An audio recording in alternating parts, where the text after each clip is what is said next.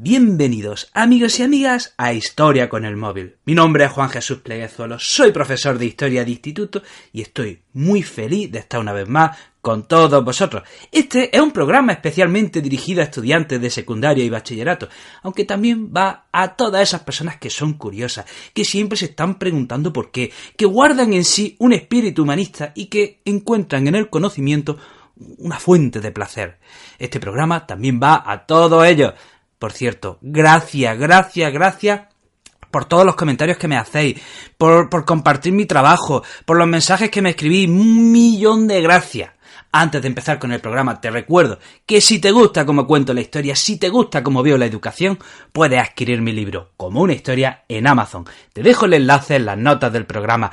Bueno, hoy vamos a hablar del nacionalismo y lo vamos a ejemplificar en los casos de la unificación alemana e italiana. Y me gusta mucho este tema. ¿Por qué? Porque cuenta la historia de un pueblo que, estando dividido, decide buscar qué es lo que tiene en común para unirse, trabajar juntos y llevar su sociedad a un lugar mejor.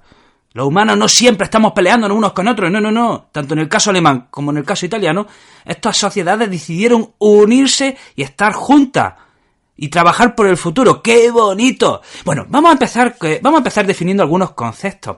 Hay dos ideologías que se extienden a lo largo del siglo XIX, que entran en la conciencia del pueblo europeo y que han construido Europa tal y como es hoy día, y han llegado a dos ideologías que han llegado hasta nuestros días. Estamos hablando del nacionalismo y el liberalismo.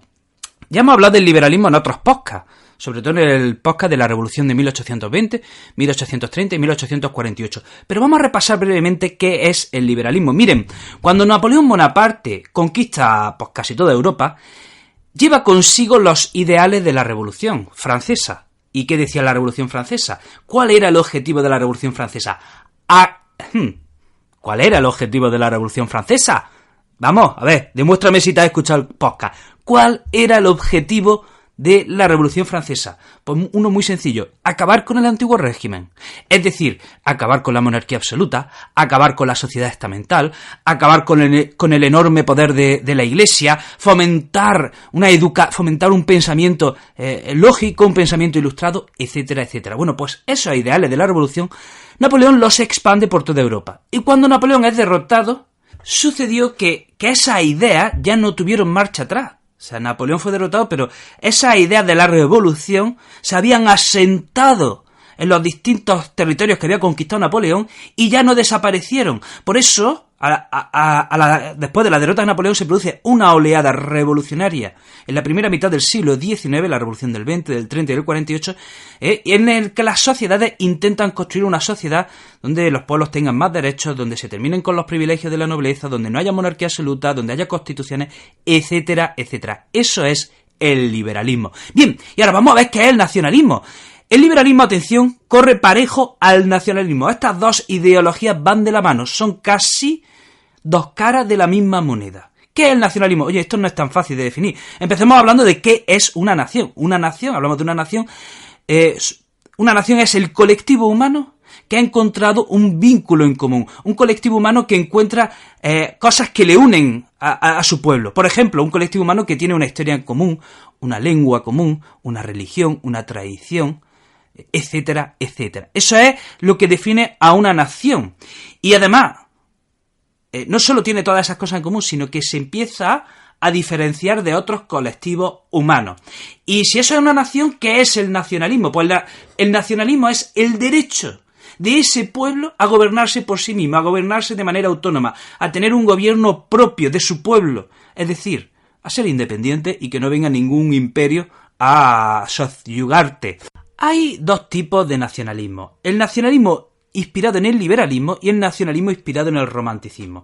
Ese nacionalismo liberal dice que el nacionalismo lo define como el conjunto de personas que comparten una organización política y lo han decidido así libremente. Ese sería el caso de Francia.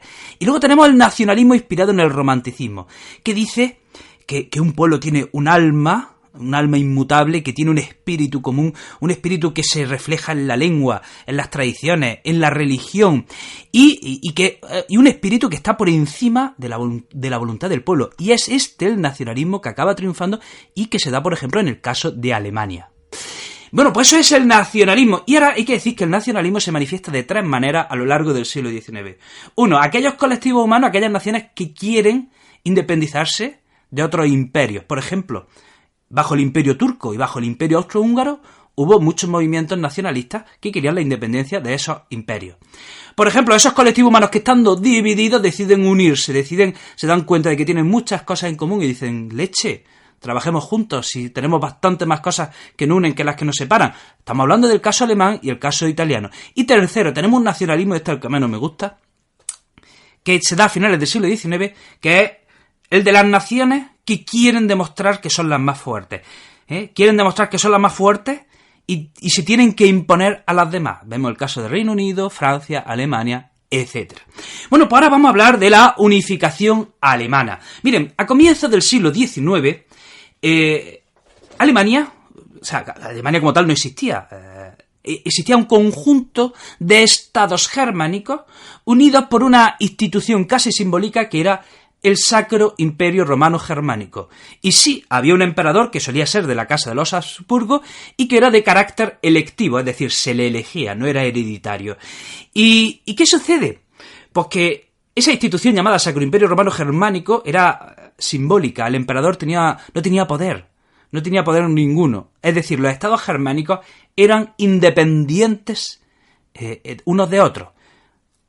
Compartían la misma lengua, la misma tradición, la misma cultura, pero eran independientes políticamente. ¿Qué sucede? Bueno, pues llegamos a las invasiones napoleónicas. Napoleón conquista todo este territorio y elimina el Sacro Imperio Romano Germánico. Repito, comienzo del siglo XIX, en la actual Alemania existía esa entidad simbólica casi llamada Imperio Romano Germánico. Bueno, pues cuando Napoleón conquista esta zona, elimina el Imperio Romano Germánico, el Sacro Imperio Romano Germánico, y crea una especie de país llamada la Confederación del Rin. Y esa Confederación del Rin era una especie de país que iba a ser un país satélite de la órbita, bajo la órbita francesa, obviamente. Entonces, tenemos ya la Confederación del Rin, aquí tenemos ya una unión política, una entidad política. Bueno, pues recordemos que Napoleón es derrotado y en 1815 se reúnen las principales monarquías que habían vencido a Napoleón, se reúnen en una ciudad para ver cómo reorganizar el mapa de Europa. Señoras y señores, demuéstrenme si me han escuchado los otros podcasts. ¿En qué ciudad se reúnen en 1815 para reorganizar el mapa de Europa? Ah, muy bien, Viena. En el Congreso de Viena de 1815, las potencias vencedoras, las que han derrotado a Napoleón, se reúnen para reorganizar el mapa de Europa, para reinstaurar el absolutismo, para reinstaurar el antiguo régimen, etc.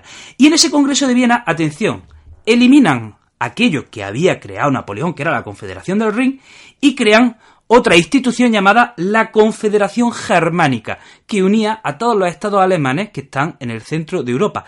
Pero de nuevo, insisto, esta Confederación Germánica era una institución, un vínculo común, pero eran políticamente independientes. Era una institución donde poderse reunir los representantes de esos estados germánicos, pero eran, repito, políticamente independientes unos de otros. Llegamos a 1834, ¿y qué deciden estos estados germánicos? Se dan cuenta de que Reino Unido, Francia, están realizando una fuerte industrialización, se están desarrollando mucho, y para competir con ellos, ¿qué es lo que hacen? Crean una unión aduanera, es decir, los estados germánicos eliminan las aduanas, eliminan los aranceles entre ellos, de manera que los estados germánicos podrían comerciar entre sí sin cobrarse aranceles, de manera que eso iba a favorecer el comercio. Y llegamos a 1848. ¿Qué sucede en 1848? En 1848 se da una revolución, esta con un carácter más demócrata. Las revoluciones del 20 y del 30, ojo, muchas veces nos confundimos con esto. La Revolución Francesa, la Revolución del 20, del 30, no es una revolución democrática, para nada. Es más una revolución burguesa protagonizada por burgueses que pedían derechos para sí mismos. El pueblo, pues, no le importaba. Sin embargo, en la Revolución de 1848, aquí ya sí hay un carácter más democrático. ¿vale? Cierro paréntesis. Entonces, llegamos a la Revolución de 1848, que se extiende por Europa, llega a los estados germánicos, y en los distintos estados germánicos se empiezan a configurar constituciones que dan derechos a los ciudadanos. Y atención, se convoca una asamblea en Frankfurt con representantes de todos los estados germánicos y se empieza a hablar de un estado federal, de la unión, de construir un estado federal, y se le llega a ofrecer la corona a Federico Guillermo IV de Prusia. Aquí ya estaba la unión, y si esta unión hubiese seguido adelante, hubiésemos tenido desde el mismo comienzo una Alemania liberal y democrática. Pero, ¿qué sucede? Que Federico Guillermo IV rechaza la corona, que los distintos príncipes, después de la Revolución del 48, empiezan a retomar el poder y dicen, ¿Qué? ¿Constitución? ¿Qué dices? Anda ya, flipao, déjate de historia. Y este proyecto se va al carajo. Entonces, ¿qué pasa? Que la Unión Alemana se tenía que producir a golpe de fuerza, a golpe militar. Tenía que llegar uno fuerte y unirlos a todos e imponerse a los débiles y se acabó. Entonces, ¿quién capitaliza, quién protagoniza esta unificación alemana? Hablamos de Prusia. Prusia es el estado más fuerte de los alemanes, de los estados alemanes. Prusia era el estado más fuerte. Y tenía un rey, estamos en la década de 1860, tenía un rey que era Guillermo I y un canciller que es de los políticos más inteligentes que habrá habido en Europa en los últimos 200 años. Bismarck, Otto von Bismarck. Este es el político que realmente es el artífice de la unión alemana, de esa unión. Entonces, ¿cómo se lleva a cabo la unión alemana? Bueno, pues paso a paso, golpe a golpe y guerra a guerra. Primero, guerra contra Dinamarca. Resulta que Dinamarca se quería quedar con los estados del sur que se llamaban Schleswig y Holstein.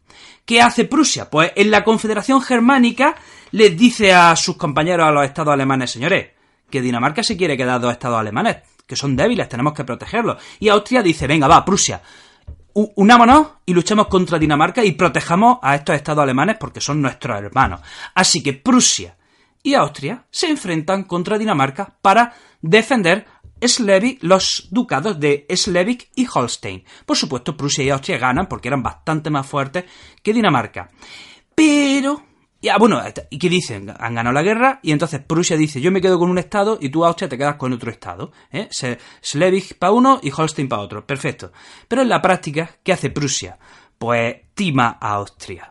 Prusia al final se queda con los dos estados. Prusia acaba tomando el control político y económico tanto de Schleswig como de Holstein. O sea, Austria dice, vaya, o sea, he sido un primo, me has timado y me has engañado. Entonces, Austria empieza a enfurruñarse, a cabrearse con Prusia y Prusia y Austria van a la guerra. Estamos en 1866. 1866. Por cierto, la guerra contra Dinamarca había sido en 1864. Guerra contra Dinamarca, 1864, 2 años después, 1866, guerra entre Prusia y Austria. Aquí los dos grandes púgiles empiezan ya, se dan de puño. ¿Y qué hace Prusia? Atención, doy un dato para que luego vamos a retomar. Prusia le dice al reino de Piamonte, que era el corazón de la futura Italia, le dice al reino de Piamonte, mira, tú atacas a Austria por el sur. Yo, Prusia, ataco a Austria por el norte y tú atacas a Austria por el sur. Y si ganamos la guerra, te vas a quedar Venecia, el territorio del Véneto, y te va a quedar Venecia. Toma ya. Y entonces, ¿qué hace? Pues efectivamente se da una guerra de Austria y Piamonte contra Prusia. Los piamonteses fueron derrotados en la batalla, pero ¿cuál era la función? Desviar tropas de los austriacos. De manera que en la batalla de Sadowa se enfrentan los prusianos y los austriacos. ¿Y quiénes ganan esa guerra? Ganan los prusianos. Entonces, ¿qué pasa?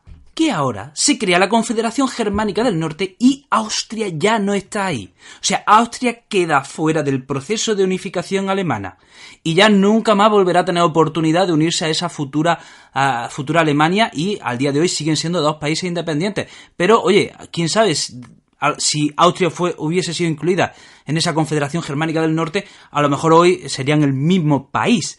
Y bueno, hemos dicho, repasemos. Prusia contra Dinamarca, 1864. Con estos territorios, Prusia se queda con Schleswig y Holstein.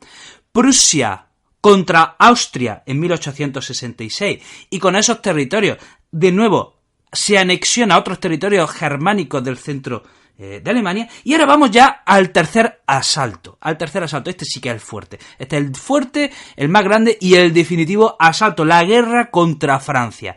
Resulta, atención, que en 1868 en España se expulsa a una reina, hay una revolución, e Isabel II se tiene que exiliar. Y en 1870 el gobierno que había en España, el gobierno provisional que había en España, busca un rey. Quiere un rey, empieza a buscar un rey por Europa. Pone un anuncio en el periódico, bueno, no puso anuncio en el periódico, pero sí empieza a buscar reyes por Europa y se le ofrece la corona a varias casas reales. Y uno de los candidatos preferentes era, atención, el príncipe Leopoldo de Hohenzollern, que era familia del rey de Prusia, Guillermo I. Repito, este príncipe alemán era familia de Guillermo I. ¿Qué sucede? Imagínense, si en Prusia, en esa confederación germánica del norte, que ya era un estado poderoso, tenemos un rey, Guillermo I, y un pariente suyo en España, ¿quién se ve rodeada? Pues Francia. Francia dice, ¿cómo? Voy a tener a la misma casa real al este y al sur. No, estos van allá por mí. Así que el emperador francés Napoleón III le dice a Guillermo I, rey de Prusia, que naranja de la China, que no se le ocurra poner a su primo en España, que le niega, que como se le ocurra nombrar a Leopoldo, rey de España, como se le ocurra permitírselo, se iba a liar parda. Entonces, ¿qué hace Guillermo I? Dice, bueno, vale, ya está, tranquilo, relájate, tío, relájate. Venga, retiro al candidato Leopoldo de Hohenzollern, ahí lleva qué apellido tiene, y Napoleón III se viene arriba, le manda al embajador, al rey de Prusia, y el embajador le dice al rey de Prusia, Guillermo I, oye, que no solo quiero que me confirmes que vas a retirar al candidato, sino que quiero que prometas que nunca más, que en la historia nombrará a un candidato alemán, a un príncipe alemán, como rey de España. Y Guillermo I dice, ¿dónde vais, tío, flipado? ¿Tanto? ¿Pa tanto no es, hombre? Si te he dicho ya que no voy a nombrar a Leopoldo. Vete ya, hombre, déjame ya, tranquilo. ¿Y qué hace Guillermo I? Le manda un telegrama a Bismarck. Y le dice a Bismarck, mira lo que me ha pasado. Ha venido el embajador a exigirme no solo que retire al candidato, sino que además prometa que nunca más propondré un candidato a la corona española. ¿Y qué hace Bismarck? Pues Bismarck se inventa hace un comunicado de prensa donde esos hechos que le acaba de contar el rey de Prusia los matiza de una manera que parece que el rey de Prusia ha humillado al embajador francés. Cuenta en ese comunicado de prensa como si el rey de Prusia, Guillermo I, hubiese humillado y le hubiese dado una patada en el culo al embajador francés. Y esa nota de prensa la manda a los periódicos. ¿Qué quería Bismarck? Provocar una guerra. Bismarck quería provocar una guerra. Todo esto lo hace a espaldas de Guillermo I. Entonces, el plan funciona. Bismarck manda ese comunicado de prensa absolutamente con esa mentira, esa mentirijilla, que era una mentirijilla porque lo que había hecho era sido matizar ese suceso. Esto llega a los periódicos y Napoleón III dice, ¿qué? O sea, vosotros me vais a humillar a mi embajador. Y Napoleón III de Francia le declara la guerra a Prusia. Y ya está, ya tenemos en 1870 la guerra franco-prusiana. Entonces, Prusia y Francia van a la guerra y en la batalla de Sedan de 1870 los franceses son derrotados, son humillados, son machacados. El ejército prusiano era el más poderoso de Europa, era el más fuerte. Así que el ejército prusiano aplasta al ejército francés en la batalla de Sedan de 1870 y Napoleón III tiene que abdicar y se proclama la República en Francia. Pero es que los prusianos van más allá y dicen, bueno, lo hemos machacado ya, pero machacámosle un poquito más. Y se van a París y asedian París. Los prusianos asedian París y están bombardeando París durante varios días. Y dicen los prusianos, machacamos a los franceses un poquito más. Y se van al Palacio de Versalles. Ojo, un lugar sagrado en Francia, o sea, el Palacio de Versalles. Si eso es lo más santo que hay en Francia. ¿Y qué hacen los prusianos? No tienen otra cosa que hacer que en el Salón de los Espejos del Palacio de Versalles de París proclaman emperador de Alemania a Guillermo I. Repito, en el Salón de los Espejos del Palacio de Versalles de París.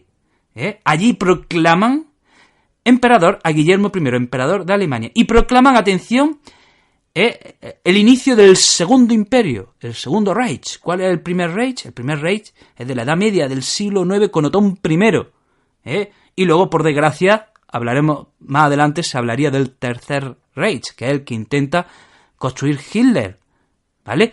Entonces, dicen los prusianos, ahora ya podemos hablar de alemanes. Ahora ya, a partir de ahora, aquí ya sí hablamos de alemanes. Dicen los alemanes, ¿podemos machacar un poquito más a los franceses? Sí, ¿cómo? Pues les vamos a quitar las regiones fronterizas de Alsacia y Lorena.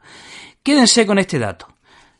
Prusia le quita a Francia las regiones fronterizas de Alsacia y Lorena, y además ha proclamado a su emperador en el Palacio de Versalles de París, y además ha bombardeado París. Es decir, Prusia humilla a Francia. Repito, quédense con esto. Prusia humilla a Francia.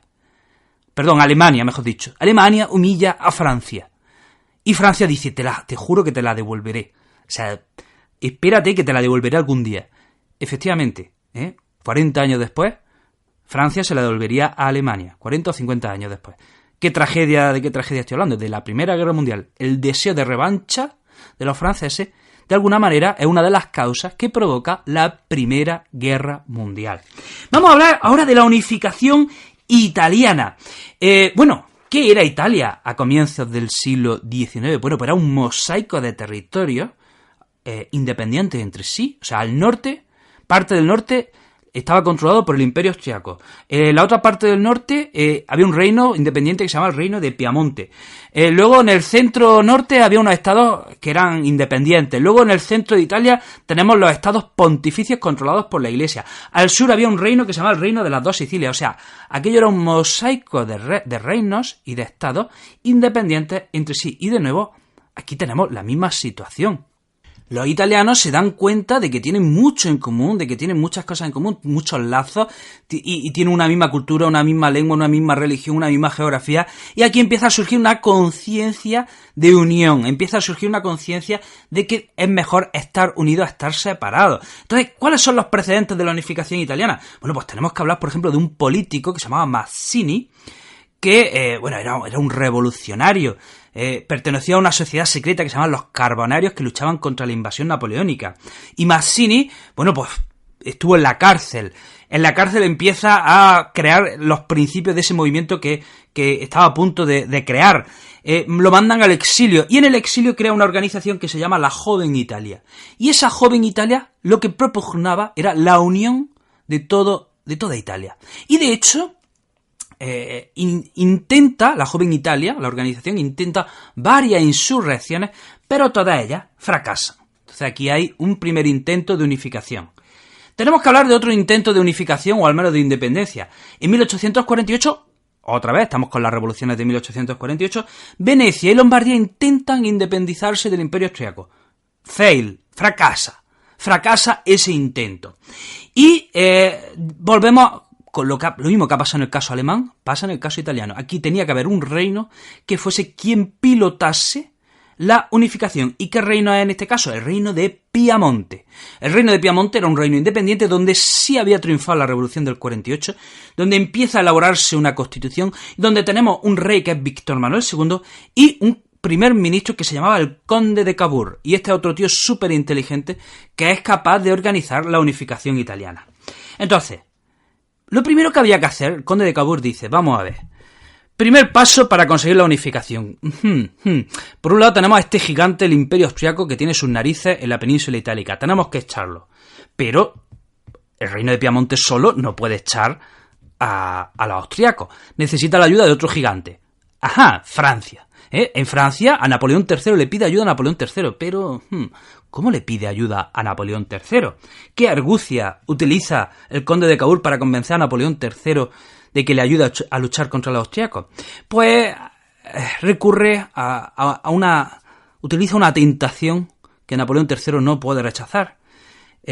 Ni Napoleón III ni ningún hombre sobre la faz de la tierra recurre a la mayor tentación que tiene el hombre. ¿Cuál es la mayor tentación que tiene el hombre y que se rinde cualquiera? Una mujer hermosa. Efectivamente. El conde de Cavour envía a una espía, que era la condesa de Castiglione, a la corte francesa, la introduce la corte francesa, y esta era una mujer muy hermosa, que era condesa además, entonces pues acude a las fiestas reales, conoce al emperador Napoleón III y lo seduce y se convierte en su amante. Y entonces esta condesa de Castilla y Leones, por un lado, extraía información de Napoleón III y por otro lado lo iba convenciendo poquito a poco, paso a paso, de que luchase con Piamonte para derrotar a Austria. Y el plan funciona. De manera que Napoleón III y el conde de Cavour tienen un encuentro y llegan a un acuerdo. El acuerdo sería juntos derrotarían a Austria y a cambio Francia se quedaría con los territorios de Saboya y Niza. Entonces, ese es el acuerdo entre Piamonte y Francia. ¿Qué hace Piamonte? Provocar a Austria. Empieza a provocar a Austria y a Austria se le hinchan ya las narices y dice, hasta aquí. Hemos terminado, te declaro la guerra. 1859, Austria le declara la guerra a Piamonte. Y como Francia estaba aliada con Piamonte, Francia le declara la guerra a Austria. Y se producen las batallas de Magenta y de Solferino. Y en esas batallas de Magenta y Solferino, Austria es completamente derrotada.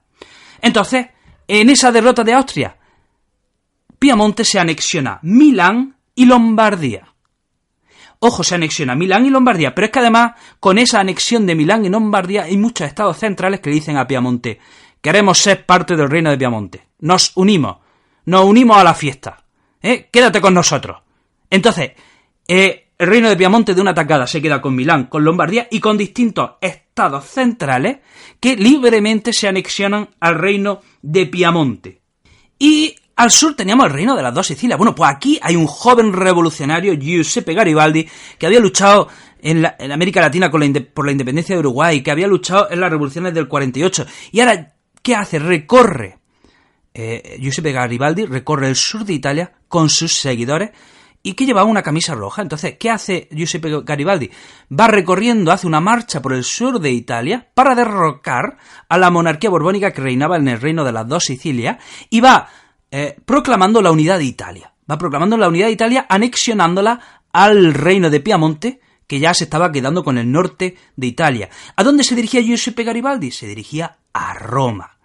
Garibaldi se dirige con sus seguidores a Roma, pero Víctor Manuel II llega antes a Roma. ¿Y qué hace Garibaldi? Le dice, el sur de Italia, para ti, Víctor Manuel II, te reconozco como rey. Aunque soy republicano hasta las cejas, te reconozco como rey. Estamos en 1860.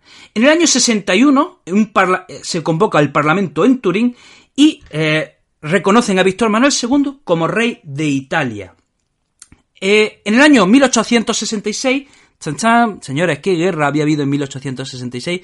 La guerra entre Prusia y Austria, y recordemos que habíamos dicho que esa guerra Austria es derrotada y como Piamonte ayudó a Prusia, ahora el Piamonte se queda con Venecia, con el territorio del Véneto, así que ese cachito del norte que les quedaba por unirse a Italia se los queda. Y ya en 1870 Víctor Manuel toma Roma. ¿Quién controlaba Roma? El Estado Vaticano, la Iglesia Católica, así que empieza un conflicto a partir de ahora entre la Iglesia Católica y el Estado italiano, que le llaman la cuestión romana, y que no se resolverá hasta 1929. Y con esa toma de Roma por Víctor Manuel II, y la proclamación de Roma como capital de ese nuevo Estado que era Italia, termina la unificación de Italia. Bueno, hasta aquí, amigo y amiga, espero que hayas disfrutado el programa tanto como yo haciéndolo. Te mando un abrazo enorme. Te recuerdo que puedes seguirme en mis otros proyectos en mis redes sociales. Facebook, Juan Jesús Pleguezuelo, Instagram, El Profesor Inquieto, Twitter, El Profe Inquieto. Ahora sí, no te olvides de ser feliz y te veo en el próximo programa.